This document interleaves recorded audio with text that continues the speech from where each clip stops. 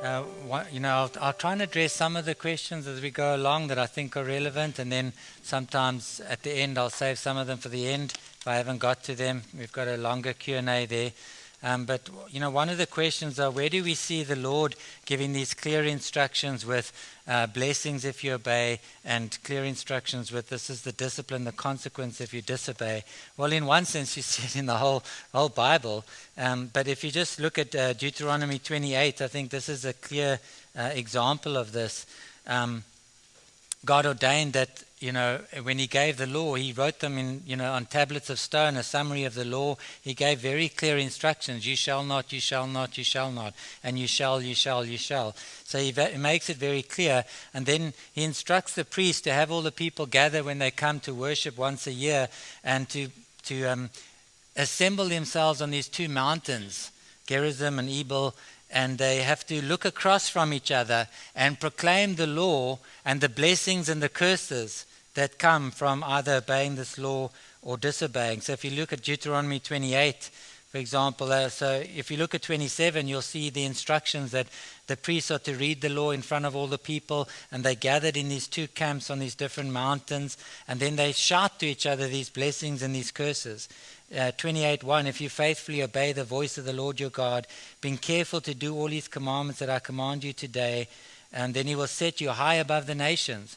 All these blessings shall come upon you and overtake you if you obey the voice of the Lord your God. And then he enunciates all the blessings that will come. But from the other side, they shout the curses. Verse 15, if you will not obey the voice of the Lord your God, or be careful to do all the commandments and his statutes that I command you today, then these curses shall come upon you and overtake you. Cursed shall you be in the city, cursed shall you be in the field. And it enunciates all the curses, all the consequences that will come. So God set this whole thing up so they would understand, obedience to the law brings blessings, and disobedience to the law brings all kinds of consequences. God will be against us, or God will be for us.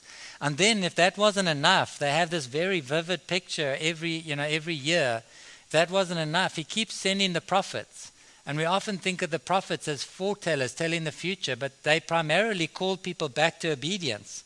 And they proclaim consequences. Years before the exile happened, God sent prophet after prophet to say, you're disobeying me. This is why you're in this mess. This is why the land is like it is. This is what's going to happen. Be warned, be warned. And warned them and warned them. And then when he brought the consequences on, he sent prophets to say, this is why this has happened. And this is what you are to do in response. So God always, you could read the Bible as one big book on discipline.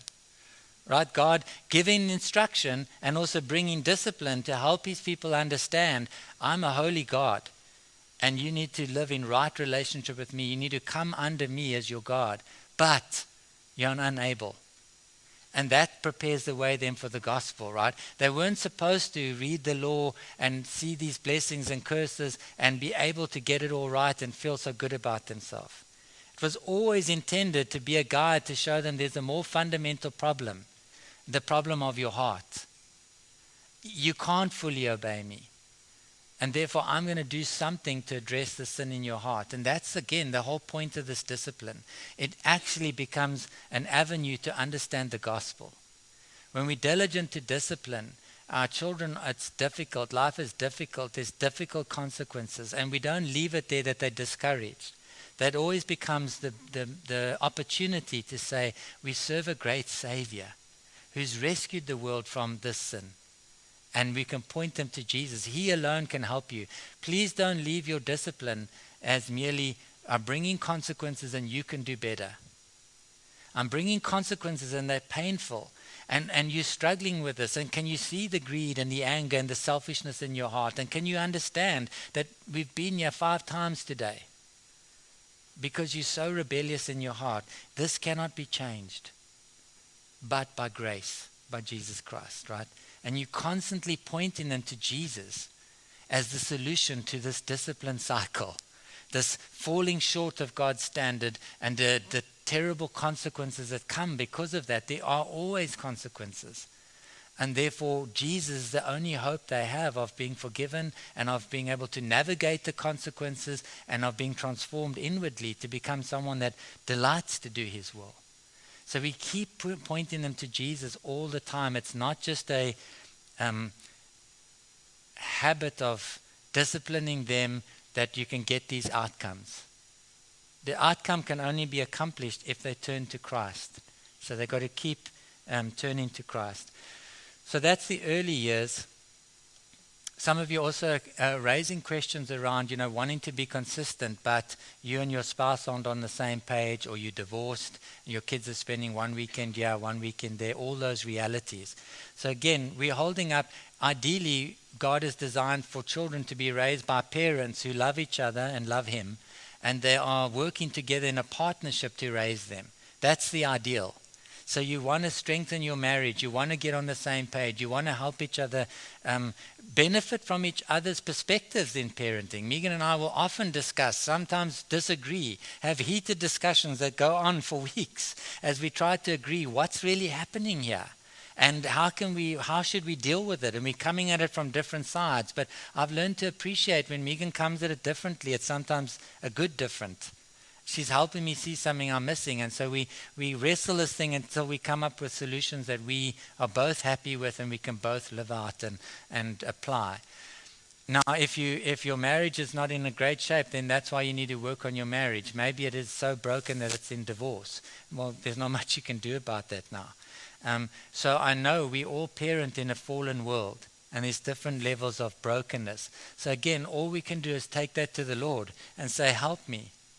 Help me with this brokenness, and knowing that God is able to work through fallen vessels in the midst of a world that's shattered by sin. He's able to work out redemption. So just take responsibility for yourself, right? If you're divorced, you can't control what happens in your ex-spouse's home, what they get taught and what gets modeled there. You don't have control over that, but you do have control over yourself. Or likewise, it might just be you send your kids to the grandparents for the weekend. You'd want them to be an extension of your parenting, but now they undo everything, right? All the rules are different. Well, you're trying to help them to extend your parenting to reinforce the same kind of principles, but you can't tell your parents what to do. You can't make them do that. So now you try and live with that reality. How do we? And, we can help our children understand. It might be another family. It might be their mom that now I'm divorced from, or it might be grandparents, whatever. Different rules apply in different houses. These are why we have these rules and this discipline. This is where it is in God's word. This is the connection. And so they can understand you're trying to obey God, and you're taking responsibility for your sphere. And you can't change what's out there. If other parents' children are allowed to do X, Y, Z, well, those aren't their parents. God has given you these parents, and this is why we feel this is right. And we need to obey God. We need to be true to our conscience and do what we believe is right. We can't answer for those parents. So that's how you can teach your kids. That's part of life, right? Yeah. Yeah.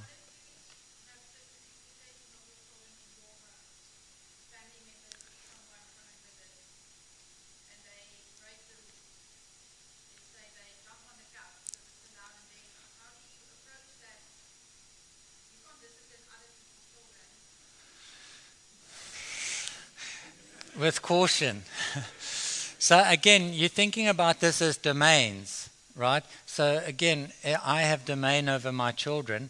If I go to someone else's house, that's not my domain physically, but my children are still my domain. So now there's a bit of a compromise going on between what's allowed in that house and what I allow my children to do. So in their house, they might allow their kids to jump on the couch, but I don't allow my kids to do that. So I tell my kids, even though we're going to their house, you my children, and our rules still apply, no jumping on their couch.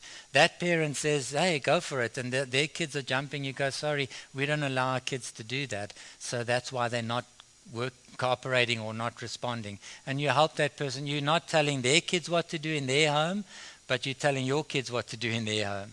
If they come to your house, you might say, well, that's allowed in your home, but this is my couch, so respect my couch.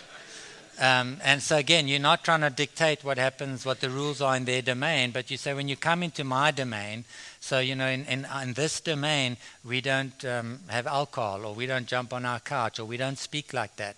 If you're going to come into my domain, you can't use that language. And if you don't respect that rule, you can't come in my domain. Because in my domain, we don't use language like that. The kids either learn that, and then they respect the domain because of the blessings that come there. We want to come swim. You got a nice pool, so we must stop swearing. Okay, I mean, we've had kids like this that come into our domain, but now they must come under our rules while they're in that domain. We can't discipline them, but we can say, you may not come over. So now you can't come over to my house because of your bad language. And when you fix that, that's the problem here.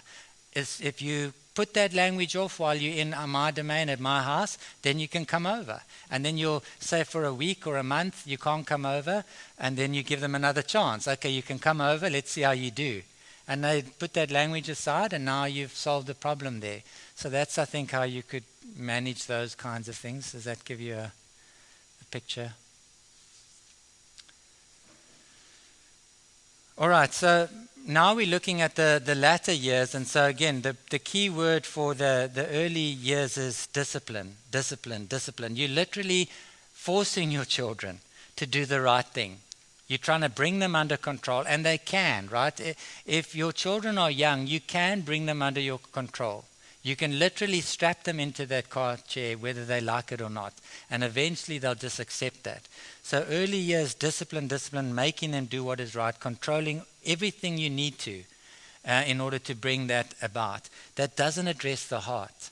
It doesn't teach them how to live, because you literally control them. Now, what has to happen in the latter years is you have to relinquish that control. You have to lift that discipline. And that parental discipline has to get replaced by self-discipline. They've got to choose to live by the same rules. They've got to choose to adopt the same wisdom.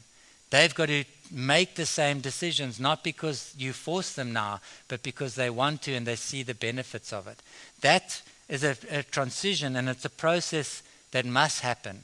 It's as important to relinquish the discipline, if I could put it that way, as those years progress, as it is to enforce it in the early years. You're preparing your children for life. That line will come when they're 20, 21, 22, wherever it is. They'll leave home, they'll live their own life, and they need to be ready for that, which means you're preparing them for that. That's the goal of child raising. You're preparing them for that day when they take their place up as adults. And you want them to be as ready as possible. So you've got that end goal in mind, and therefore you're trying to prepare them to be ready for that, which means you've got to give more and more freedom.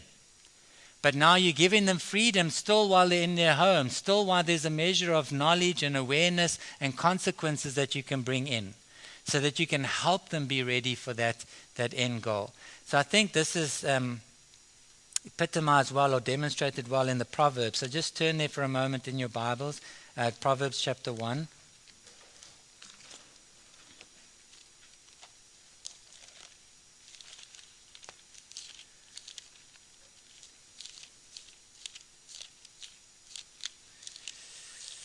So Proverbs chapter 1. The Proverbs of Solomon, son of David, king of Israel, to know wisdom and instruction, to understand words of insight, to receive instruction in wise dealing, in righteousness, justice, equity, to give prudence to the simple, knowledge and discretion to the youth. Let the wise hear and increase in learning, and the one who understands obtain guidance. To understand a proverb and a saying, the words of the wise and their riddles. The fear of the Lord is the beginning of knowledge. Fools despise wisdom and instruction. So there's different words used here. The one, of wisdom, the one is knowledge, the sort of factual content. And by the time they're reaching 10 and following, they should have a fair amount of knowledge of what is right and wrong. But not that much practice in making decisions for themselves, because you make all the decisions for them in those early years. Instruction and training. So, in other words, wisdom, another word is skill. And skills are learned through practice. So you can instruct someone in how to use a wood plane. And you can say, this is a wood plane, this is what it's used for. You put the wood in the vise, you give them a demonstration. Great. Well, that's not skill. Skill is where you give them the wood plane. And you say, now you need to plane. And then as they go in there, you say, no, hang on a minute, you're not holding this plane right. And you see, you're going to hurt your finger because it's going to get caught there in the wood. Lift your hand up this way. And now you're instructing them as they plane, and they plane, and they plane, and they plane skew. And then they say, Dad, this is not working. It's going all skew. And you say, yeah, that's because of how you're standing. Now look at me again. You let them stand and look at you. This is how you plane. So this skills are learned by application. But it's controlled application. It's not just you give them instruction, you give them the plan, you walk away. It's continual interaction between them.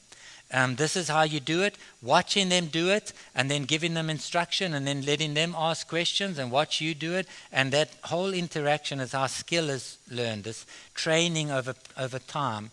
And then this other word refers to being an understanding or insight.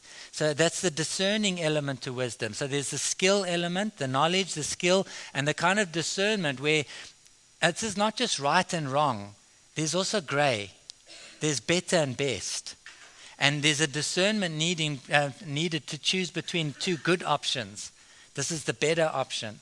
And so you've got to teach them that, how to make better choices, which means they've got to be able to make choices. And then you've got to interact with them so they can make better ones. And obviously there's ethics and morality, but a young child, they're learning right and wrong. Now, as in this latter years, they've got to go and apply that in life and realize it's not always that easy. Right and wrong requires discernment. It depends on the context sometimes, what's the right way to deal with this reality. And then wise dealing, this good, sensible, practical nature of wisdom, this going out into life, getting more and more freedom to actually put this into practice, and then getting feedback from that and growing in your ability to apply wisdom to all those complex realities. And then this other word, the last one, shrewdness or discretion. So the idea of the forward-looking planning. So it's anticipating problems. That's part of wisdom as well. So you can see this section of parenting is much more complex. It's dealing with a lot more subtleties. So the key word I have here is discussion, dialogue. This part of parenting, you should have discipline in the rearview mirror. And your child is largely willing to obey you. But there hasn't been much discussion as much of understanding of heart issues, of the subtleties. There hasn't been much freedom. Now in this phase, there's greater and greater freedoms. And therefore more and more discussion, interaction about how is this going? How are you using this freedom? What are you encountering as you're going out there and applying this wisdom, applying what you've learned? And how can we make corrections to it? So you're not going to be telling as much as you're going to be asking. You're not always going to be telling them, do this, do this, do this. That's more like the kind of instruction in the early years. In the latter years, you're trying to teach them discernment. Why did you do this? Why did you make that decision? Why do you think you failed in this test? You've given them lots of instructions when they were younger about you need to start studying, you need to do this, you control their studying process. As this goes on, right, you can't keep sitting next to your kid and making them learn like you would with a 6-year-old or an 8-year-old. You have to hand over the discipline of learning to your children gradually. So you might, you start off and you're saying to them, we need to do maths. You sit with them and you teach them maths and you make sure they understand their maths and you allocate their time. Then you might eventually say to them, well, tonight you need to do maths. You give them an hour to do maths and you go and check up on them and you find they were Googling and scrolling and doodling. That's the word I was looking for, doodling. All over their thing and drawing nice pictures, but they weren't doing maths. Now you need to have a discussion. Why weren't you doing your maths? What's happening here? This was your time to do maths. Maybe you need to limit their freedoms at that point. I trusted you to do maths. You weren't responsible with that. I'm going to have to check up on you more. If they did well, they did their maths, then you can give them more freedom. You're trying to work to that point where your kid would be able to look at what's required for their subjects, when they've got tests due, when they've got assignments due, plan their learning, plan when they could learn, and have freedom to do that. You'd want them to get to the point where they can say to you, Dad, I want to watch movies tonight with the family, but I've done my studying, but I'm going to make up for it by studying then and then and there. And you can trust them to make a wise choice there. That's where you want to get to, where they're managing their domain. Self-control, whatever it is, they're managing it in a way that's responsible. And so you're working towards that end, and you're trying to help them understand what is going on in their hearts, in their minds, in their decision-making process, that they make foolish decisions. Which means you've got to give them more and more freedoms to make decisions. If you're sitting with your 17-year-old teenager every single day, every single subject, literally teaching them everything, you're not doing them well. They have to learn to do that, pass or fail. You have to hand the baton on. They have to learn the self-control. All that's going to happen is you might get them through matric, and then they go to university and they have no idea how to manage anything. You have no idea what's happening at university. You don't know when the deadlines are, and they totally bomb out. Because you haven't prepared them to manage that. So you want to start preparing them in little doses. Again, this interaction with them, what's happening, gradually handing over responsibility and then helping them assume it, the freedom and the responsibility. That's the process in these latter years. Understanding that the biggest problem in these years is going to be what? Sin. They know the good they should do. They know there's consequences for not studying for this test, but they're enslaved to selfish passions. But now you're trying to help them understand that, right? It's not just a matter of them saying, you can't do this, now there's discipline. Why were you not doing your maths? Because you were watching Netflix. Okay, that's a problem. What can you do about it?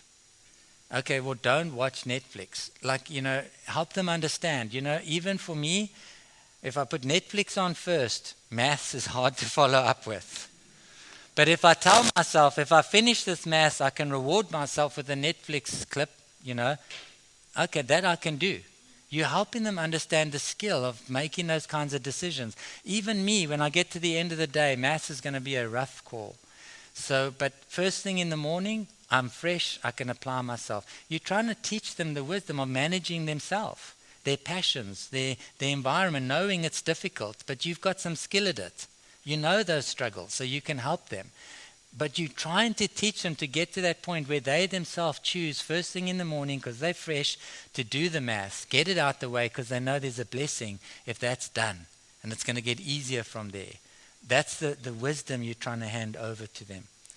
So the Proverbs address different areas of wisdom. I think it's just helpful to look at some of these. What are the areas you want to teach your children wisdom in? One of them is over there in verse 8. Hear, my son, your father's instruction. Forsake not your mother's teaching. They are graceful garlands for your head and pendants for your neck. My son, if sinners entice you, do not consent. If they say, come with us, let us lie in wait for blood. Let us ambush the innocent without reason, right? Don't go there. And there's a whole lot of proverbs that are basically saying, be careful of these temptations and the sources of temptation. Wisdom needs to be learned there. So, again, when your children are young, you protect them from that. You don't let them go over to another person's house where there might be, they've got different values and they're going to watch movies that are immoral. You don't let them go there because they're too young to make choices. But that's not that's not the whole story of parenting, right? At some point, your kids have to learn that they might find themselves in that environment. Wasn't the intention, but they go over to their friend's place. You're giving them more freedom now. You don't know the whole environment there, but you're trying to teach them. And suddenly they say, let's watch a movie, but the movie everyone's deciding to watch is not something you would allow. Now they face a temptation, a decision. They might make a good one and say, no, we wouldn't watch that. My mom and dad wouldn't be happy with that. I'm not going to watch. Or they might feel like, hey, it's my opportunity. This movie I've always been wanting to watch. So they watch it. Or they might go, this is wrong, I don't want it, but they feel the pressure to stand up in that environment, right? These are good things. This is what must happen in those years. again, they come home, you find out they watched the movie. This is not just a lambasting and now this is discipline and now you're grounded, because they're learning wisdom. You don't know the reasons why they made that decision. You need to understand why so you can shepherd them. Was it because of the peer pressure? Was it because of their own lusts and desires? Was it because they didn't know what was in that movie? They weren't informed. There could be so many reasons that you now need to discuss, engage, understand. There might be discipline necessary. There might be consequences necessary, especially if they repeatedly make foolish decisions. But this is a smaller component than listening, interacting, helping them understand. You growing up, that means I'm not going to vet every friend, every environment. You're going to find yourself in the world. This is what it looks like, and you're going to have to make a decision. Are you going to stand for what is right or what is wrong? Now, you might not let them go over there for a while, because you don't want to just give them sudden exposure to everything. But you have to allow more freedom, understanding there's going to be temptations. And they have to learn to make the decision when you're not around and when no one will know. I do not want to do this because it doesn't please the Lord. I want to please the Lord. That has to happen. That baton has to hand where your faith and your discipline and your control becomes their faith and their discipline and their control of themselves under the Lord. That's what you're aiming for. That has to happen in this process. So goals and pursuits in chapter 3. My son, do not forget my teaching, but let your heart keep my commandments. Length of days, years of life, and peace they will add to you. Let not steadfast love and faithfulness forsake you. Bind them around your neck. Write them on the tablets of your heart. So you will find favor and good success and insight in the sight of God and man. Trust in the Lord with all your heart. Do not lean on your own understanding. In all your ways acknowledge him, and he will make your paths straight. Do not be wise in your own eyes. Fear the Lord. And there's a bunch of proverbs here that have got to do with, as you plan and as you seek to be successful and as you direct your life in a way, what perspective should you have? What is important? Like, for example, a talk here about honoring God with your wealth. Look at verse 9. Honor the Lord with your wealth and with the first fruits of your produce, right? You're trying to teach them to manage this as you plan goals and desires, as you have goals for your wealth, your money, whatever you have. Think about the Lord. Then you will have good success. Don't only think about your own desires. So again, in this phase of parenting, they have to have something to manage. They have to have some sort of income, some sort of money, some sort of domain that you're beginning to hand over to them and saying, let me help you learn biblical principles, wisdom for managing this domain. And they have to be able to make decisions for themselves. They have to pursue goals. They have to pursue desires, sometimes foolish ones, and you have to leave them to pursue them, and then you can have a discussion. So how did that work out?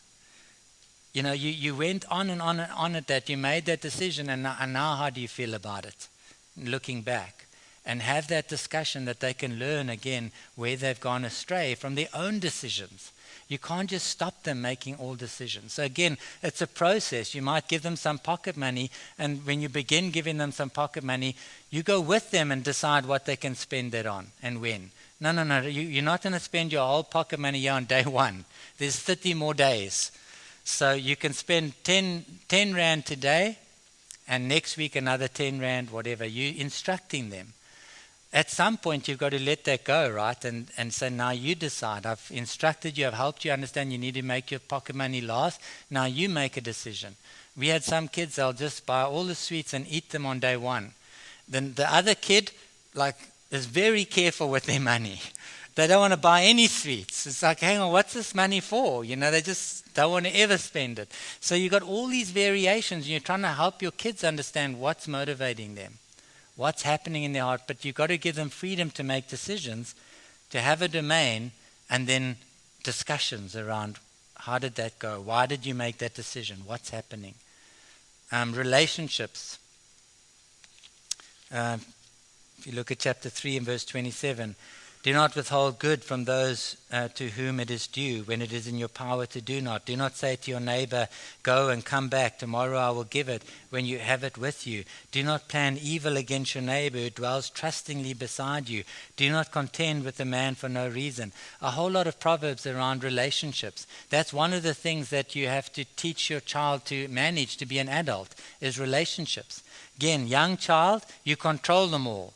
They're not going to that person's house. If someone's bullying your kid, you step in and you stop that. You protect them.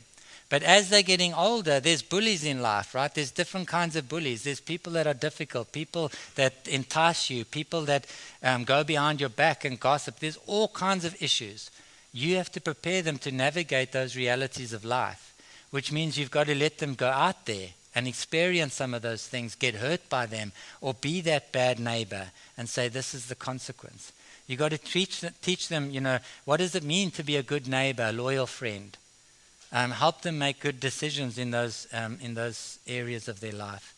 And then wisdom in relation to desires and values of the heart.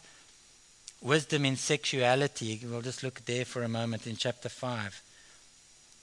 My son, be attentive to my wisdom, incline your ear to my understanding, that you may keep discretion and your lips may guard knowledge.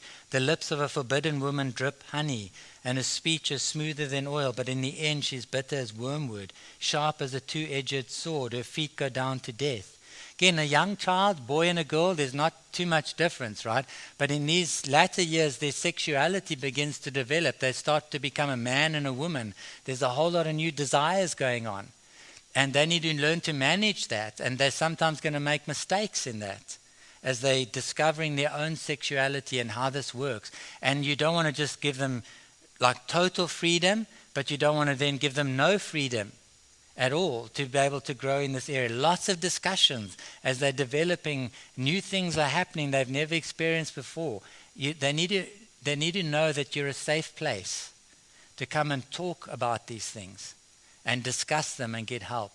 Even in our day and age, pornography is a massive issue, right? If you don't know that already, I don't know where you've been living. It's a massive issue. Children are getting exposed 10 and younger.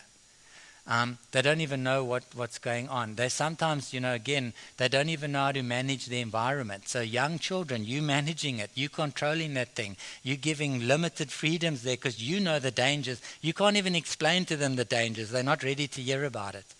But you can't do that the whole time, because they're going to go to work, in a few years' time, and the first thing they're going to get given is a cell phone, which they need for work.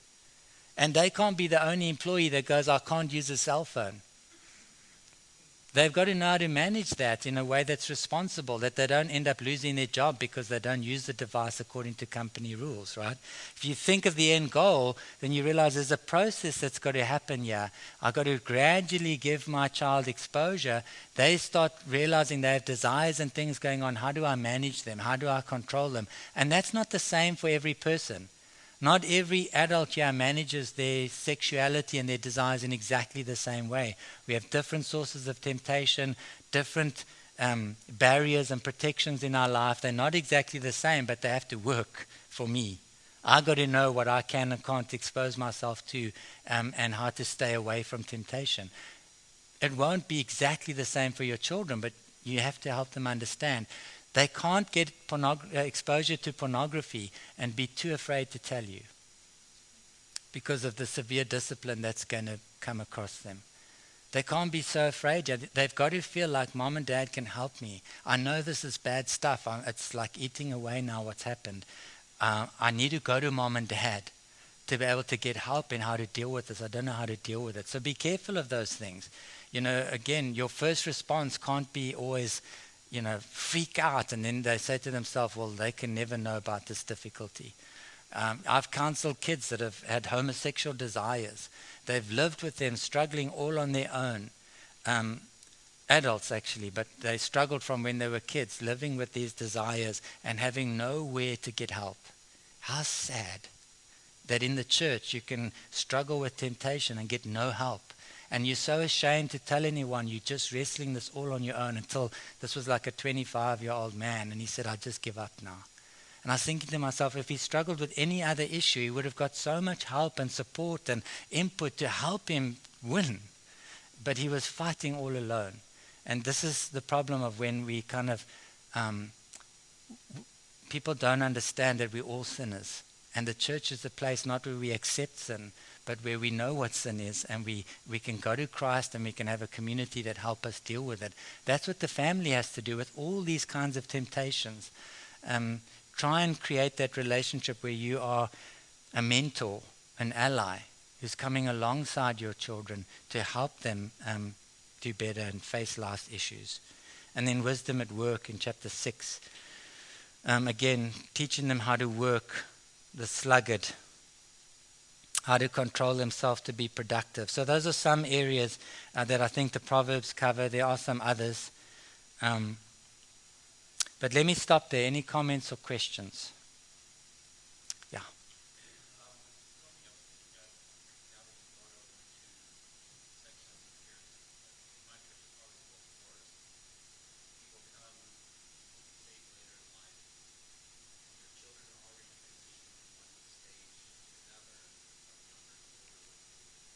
Yeah.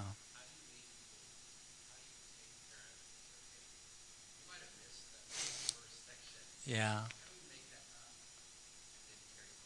Yeah. Yeah, and I think, like I say, it's my conviction that you can't fully change that. So again, if you think about us, for example, we can live a life of folly and shame for 20 years, 25 years, however, and then we come to salvation. And man, that just leaves us with lots of issues. You know, we might be divorced already. There might be so many things that we now have to bear with. But the gospel is the good news, right? That God has got an amazing way of working even through that, because he's not taken by surprise. So we want to hold out the hope of the gospel, even though understanding we can't always fix the consequences of foolishness in the past. And I think it's the same with parenting. We try to make adjustments, but there's just some things that time is lost. You know, if you come to faith and now you're a parent of a 15-year-old, you can't say to them, I've got saved, now I know what to do. So now, okay, we're going to go back to early discipline, treat you like a 3-year-old for, 10 years, and then it's just not going to happen. So you've got to try and trust God to help you deal with the fact that I've lost out on some things.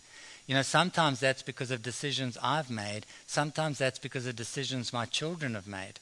So some of our children just were so rebellious that they never learned the basics that they should have learned in the early years. Now they're sitting, they're teenagers, but they can't do what a 4-year-old should be able to do. And that's just a mess for them. And it really wasn't all our fault. Some of it, I would have to say, was our fault. We weren't as diligent. We missed things. So I have to accept responsibility for what we should have done and didn't. But some of it's also their fault, their rebellion, their refusal. Now they have a hard time being a teenager because they're on this trajectory. They're going towards freedom, but it's going all wrong. They're failing at school. A young child doesn't need to fail at school. You help them. But when you get to high school, there's consequences if you haven't learned self-discipline and you're not going to work at your schoolwork. You're going to fail. And that's hard for everyone. The consequences are worse for everyone, and it's harder as a parent. So I'd say you try and mitigate, but you can't always. You got to pick up where you are, help your children understand where you've messed up, and say, now, how do we move forward? I have to start giving you greater freedoms, but maybe functionally they're a little bit younger because of, they've lost some time here. So you maybe don't treat them exactly according to their age. It's not a fixed thing. You start them a little bit younger and try and build them up. Like they've had you've given them no input in learning to do school and be disciplined. So now you got to treat them a little bit younger and help them follow up on their work. But you're saying to them, look, we need to move quickly here. You've got to get to the point where you are taking responsibility for your work. I'm giving you more checkups and control because I didn't do it. I was negligent earlier. But we can't take 5 years for you to learn this. You are older, you can learn this quicker.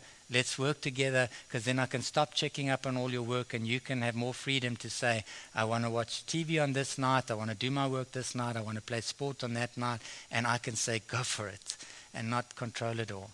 Is that...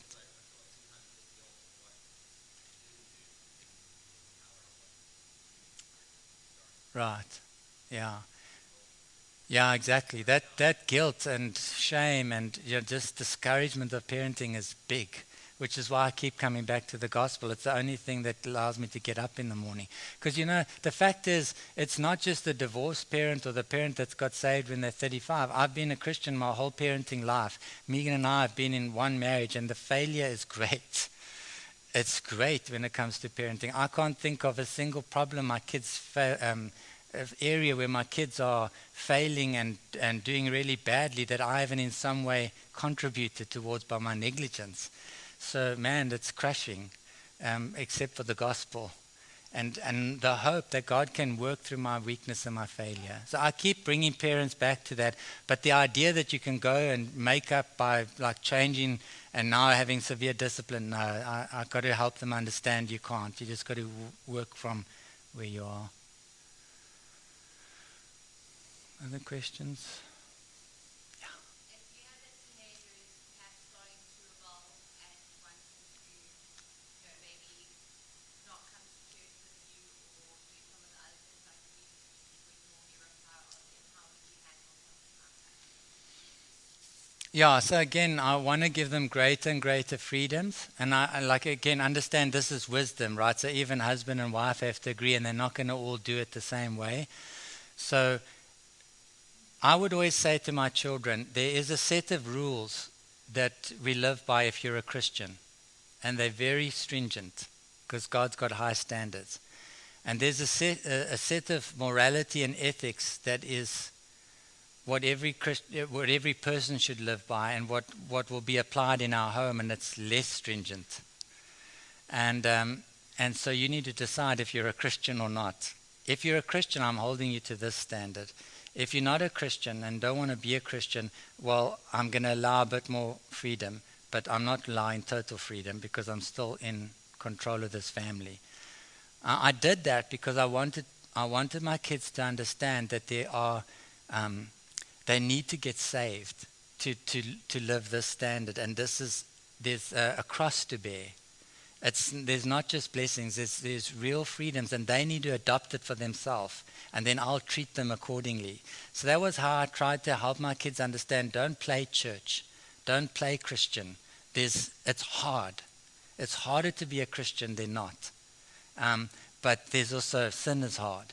So in terms of the standard then, there were some things that I didn't require of my unbelieving children, that I did require or expect of our believing children. So, for example, church attendance, just to give you a picture of this. All our kids had to come to church with us. It was this is what our family does. If you belong to our family, whether you're a believer or not, if you're a member of our family, we go to church together. So that was a given. There was no freedom in that. And there were various other things that we said, you do this because you are a child. If you don't want to do this, then you don't want to be part of the family anymore, then you must move out. But as long as you're in this family, this is what we do. Various things. But we didn't make our unbelieving children go to youth on a Friday night.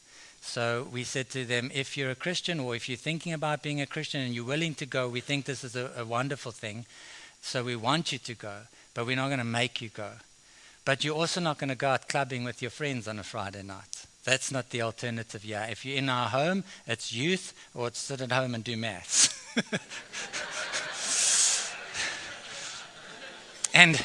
And sit at home and do maths was the choice that some of them made. But, we didn't want to make it like sin is fun and better, but we wanted to give them some freedom because we wanted to see where is our children's heart. We wanted to let them make choices. Some of them know, if you're part of this family, you must do this. But we also wanted to see what choices will they make so that their profession is backed up by, I could go to youth or not.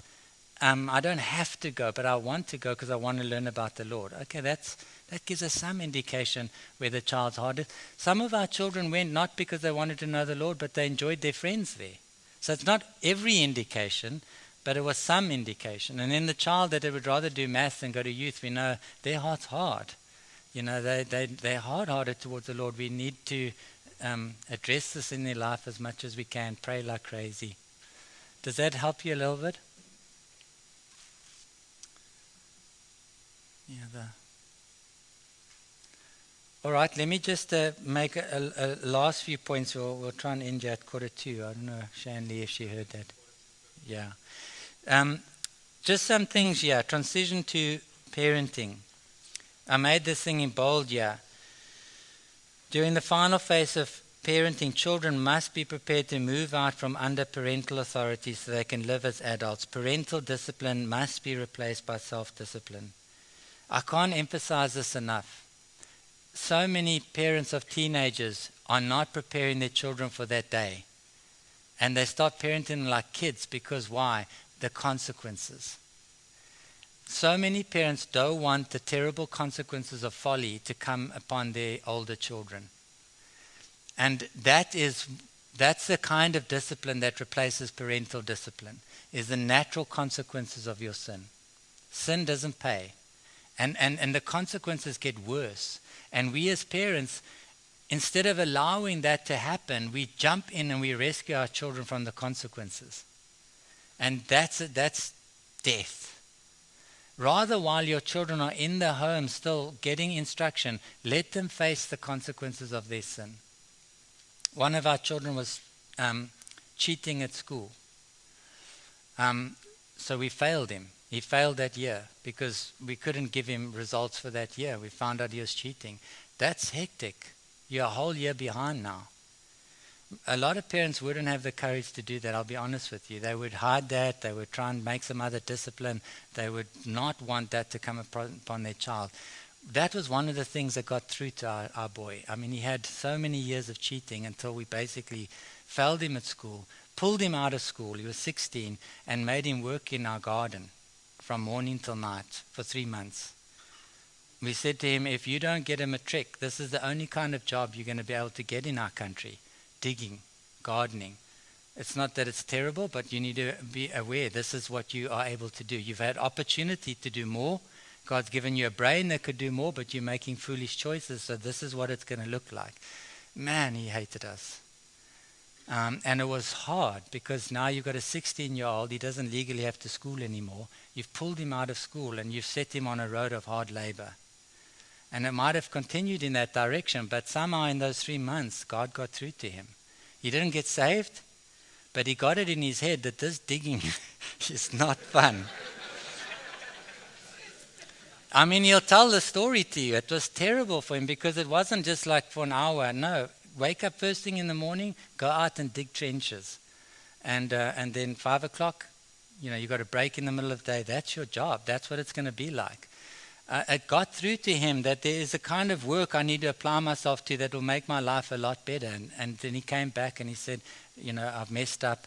Is there any way we can make up for this and fix this? And we gave him another chance. And he had to work through extra credits and things. And that made a big turnaround, at least from a work point of view. It wasn't when he got saved, but this transitioned him from being someone trying to take shortcuts all the time to someone that realized hard work is necessary and it's good. Now he's a workaholic. I think it's overdone. But I'm mentioning that because, again, you got to realize you got to prepare them for life. In this second phase, a lot of the consequences are very severe. You might have to sit with your child in the jail because they've been caught drinking and driving. And you say to them, I'm not bailing you out. This is the consequence. We've had all of these scenarios in our church, right? And parents shy away from them, and it's the worst thing you can do. Let those consequences come upon your children and then walk with them. It's not that you're abandoning them. You're saying, this is the consequence of your choices. Let me be here to support you, to instruct you, to help you bear the load, to point you to Christ, but I'm not taking them away. You've got to bear them. Very important. So, if you think about this transition, how would discipline change? How would decision-making change? How would lifestyle change? How would parental authority change? All of these areas of your life need to change. And overall, you need to speak less and listen more. Speak less and listen more. Discussion. And in that discussion, lead with questions. Lead with listening. Lead with trying to understand. The days of just pointing fingers at them and rebuking them are done. Now you're trying to understand and you're trying to help them understand by drawing out what's happening. and then using that as an opportunity. Now, bear in mind, that doesn't mean there's no discipline here, right? I'm asking questions as I'm sitting in the jail cell. How did we get here? I'm not rescuing him out of these things, right? He's facing severe consequences, but now I'm sitting saying, what happened? Why did you make this choice? What could you have done differently? You made these choices. You got yourself into a mess. What's the way out? And I'm giving counsel and instruction in that context. Not rescue him out of that. Now we have a discussion. Now you don't face any consequences, and tomorrow night you're doing the same thing. No, helping them walk through those difficulties.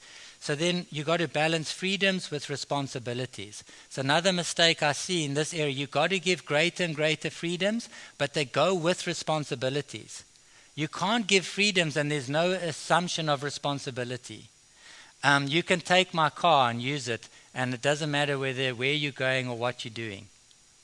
Or whether you're going to go and get drunk and drive drunk and have an accident and now the insurance won't pay and I bear all the consequences, right?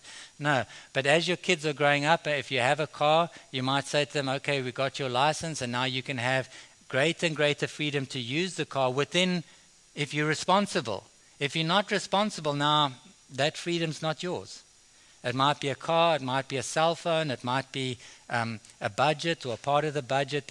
There's always this balancing of freedom and responsibility. I want to give you freedom. I want to give you greater freedom to choose your friends, to choose your environment, to manage your schedule. But I expect you to match those freedoms with something that's responsibility. And if it's not being matched, the freedoms have to be limited, unfortunately. Not totally, but within my domain. Till eventually, you might have to say to this child, you're unwilling to live under my domain. You benefit from the blessings, but you don't want to live under the authority by the rules, not even this more relaxed general kind of version, this adult version. Because again, when adults come into my domain, I don't apply the same rules as my young kid, right? I give them more freedoms, but still there's some things they can't do. And if they're not willing, they must move out. Ready or not, ready for life or not, they have to move out of your domain. You can't leave them under your domain, give them greater and greater freedom, which they just use to rebel against all your blessings. That's not good. That's not a blessing. That's not wise stewardship of the resources God has given you. And they need to understand that. So that's where the consequences can get very severe. And I see a lot of parents of teenagers, older teenagers, just giving too many freedoms and no responsibilities. So you've got adult children, if I could put it that way. These kids have got all these resources and they just don't know how to even use them. And it's a nightmare. And that's not what we're aiming for. So comments, questions around that? Yeah.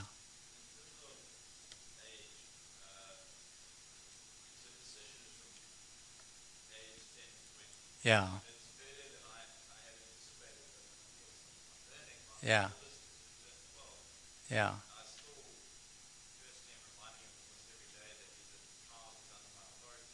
Yeah.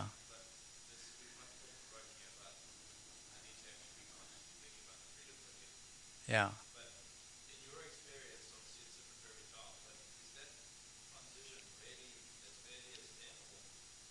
Yeah, and again, one comment would be your child is always a child under your authority while they're in your home, right? So even my 19, 20-year-old is a child under my authority. There is a domain here. And I'll even say to them, listen, this is my domain. In my domain, you don't get to tell my wife what to do. In my domain, mom's not your servant. I'll tell that to my older boys because I just no, that's offensive. No man's going to walk into my house and tell my wife, why have you left this mess here? That's not happening, right? So they're always a child, but I'm speaking to them as an adult to an adult, saying, listen, respect this as my wife, it's your mom. And it's an adult discussion. It's not a looking down on them and saying, I would appreciate this just like I would another man. If another man was too affectionate to my wife, I might say, I'm not really comfortable with that. Would you mind just kind of backing off? But I'm an adult to an adult, right? And if he doesn't back off, it's going to get a little bit more difficult. But most adults will respect that. So that's the one thing I'd say. They're always under your authority, but just how you manage that is more towards an adult who's moving out of that. And the other thing then is about the transition. So the early stages of this 10 is very much like the child. But you're just realizing I'm beginning to move towards this. So now I want to keep making transitions. And the ages are depending on the responsibility and the development of the child and all of these things. So it's not an absolute. You know your child. One of my children could manage worldly temptations better than another one. So we could begin giving them more freedom to go into an environment and know they could manage that responsibly than another child. So we would, in a sense, treat them a little bit more like a child because we wanted to give them a chance to first grow in that area before we gave them the same kind of exposure. So you are learning your children and understanding them and gradually transitioning. The 10-year-old is going to be very much like the earlier phase, a lot of instruction, but you're starting to think, I need to start preparing them, for. So, you're going to interact with a 10-year-old more than you would with a 5-year-old. That's what I'm saying. You're going to ask more questions of a 10-year-old, not the same as a 17-year-old. 10-year-old, you realize their sexuality is starting to develop. So you're not going to have the full-on, birds and bees talk. But you are realizing I need to start managing this a bit, their relationship with boys and girls and, their access on the internet and stuff. This is more something that I need to start thinking about because of where we're heading. Yeah. Time's up, I think. So again, we got lots of Q&A later, so then I'll field some more questions. Let me pray for us. Father, thank you for Jesus. Thank you for children. And thank you, Lord Jesus, that you are with us as we try to parent our children. Thank you for the food that we can enjoy. Thank you for the people and the time they've set aside. Thank you for the wisdom in your word. In Christ's name we pray. Amen.